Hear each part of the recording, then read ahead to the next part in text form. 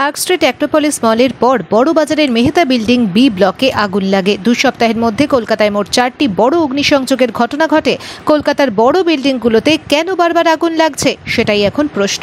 পূর্বাঞ্চলের সবথেকে বড় ওষুধের হোলসেল মার্কেট এই মেহতা বিল্ডিং থেকেই ওষুধ সাপ্লাই হয়। বড় বড় ওষুধ কোম্পানিগুলি হোলসেল মার্কেট এই মেহতা বিল্ডিং। এই মেহতা বিল্ডিং থেকেই রাজ্যের বিভিন্ন জায়গায় ওষুধ সাপ্লাই হয়। সেখানে অগ্নি নির্বাপক ব্যবস্থা প্রশ্নচিহ্নের মুখে।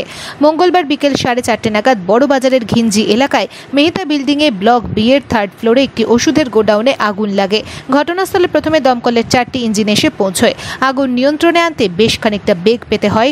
দমকলের আরও 6টি ইঞ্জিন পরে এসে পৌঁছয় ঘটনাস্থলে। মোট 10টি ইঞ্জিনের চেষ্টায় আগুন নিয়ন্ত্রণে আসে। কী কারণে আগুন লাগলো এখনও তা স্পষ্ট নয়। ঘটনাস্থলে আছেন ডিসি সেন্ট্রাল ইন্দিরা মুখার্জি এবং পুলিশের উচ্চপদস্থ আধিকারিকরা। ঘটনাস্থলে উপস্থিত হন বড়বাজার থানার পুলিশ আধিকারিকরা।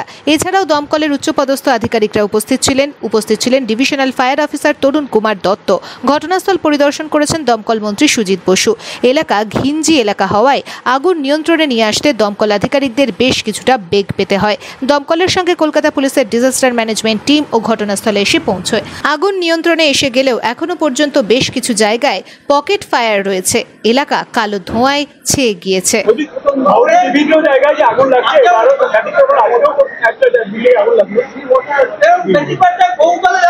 আমরা কখনোই চাই না শহরে বিভিন্ন জায়গায় আগুন লাগুক, কিন্তু আগুন লাগলে কি করা যাবে সেটাকে যাতে তৎপরতার সাথে আগুন নেভানো এবং তার সাথে সাথে অগ্নি নিরাপত্তা ব্যবস্থাটা যেন যাদের বিল্ডিংয়ে যারা ব্যবসা করছে তাদেরকে বারবারই আমরা বলি, অনেকবার মিটিংও করেছি। আমরা মিটিংয়ে ডেকেও তাদেরকে বলেছি অগ্নি নিরাপত্তা ব্যবস্থা যেন সুরক্ষিত করে।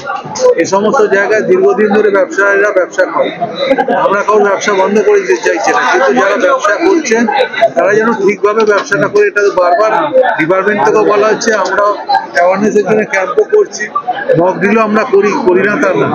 ফায়ার সার্ভিস তারা যথেষ্টই চেষ্টা করে।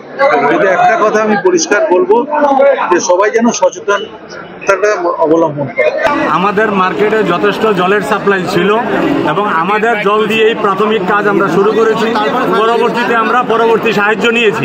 যখন বাগরি মার্কেটে আগুন লেগেছিল তখনও ওদের সাথে আমরা সহযোগিতার হাত বাড়িয়ে দিয়েছি। আমরা প্রত্যেকটা মার্কেট এক একটা মার্কেটের সাথে জড়িত, আমরা সবাই মিলেমিশেই কাজ করছি। অতএব তাতে বিচ্ছিন্নভাবে বাগরি মার্কেটকে অমুককে বলার কিছু নাই। সবাই সবাইকে সহযোগিতা করে বিগত দিনে আমরা করেছি, আজকে ওরা আমাদেরকে করে।